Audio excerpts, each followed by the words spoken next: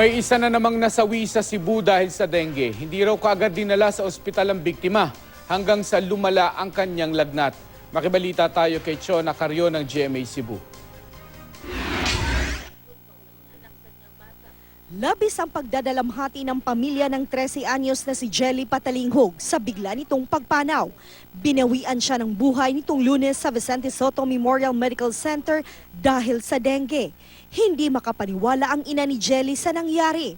Nakasali pa raw ito sa Civic Military Parade para sa pista ng Lapu-Lapu City Miyerkules noong nakaraang linggo.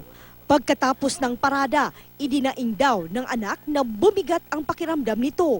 Biyernes nang tuluyan na itong nakaranas ng matinding lagnat. Gusto raw sana nilang patingnan na si Jelly sa doktor pero ayaw raw nito. Linggo na raw na siya na mismo ang nagpadala sa ospital. Doon na nila nalamang malala na pala at nasa stage 4 na ang dengue fever ng dalagita. Nagilanat siya mga Friday na. Nagtuo lang mi ba nga napasmo dito siya. Kasi ipa-doktor na mo siya, di man siya mukuan. Kaya hadlukan baya siya.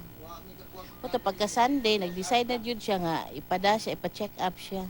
Hindi na naagapan ng mga doktor ang sakit hanggang sa pumanaw si Jelly. Grade 8 student siya sa Paho National High School. Dahil sa nangyari sa kanya, todo ngayon ang paglilinis sa kanilang paaralan. Pero ayon sa principal, regular naman ang kanilang mga ginagawang aksyon para makaiwas sa dengue ang mga estudyante. Regular may ang pagkuanog antimus bitaw kanang sa para sa mga lamok.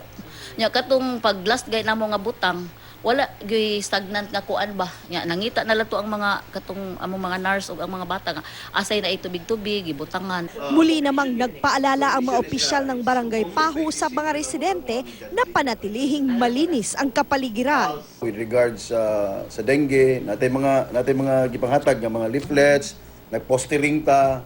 Ako gid mismo nangunay postering anang kuan. Nagpulong-pulong sad ta.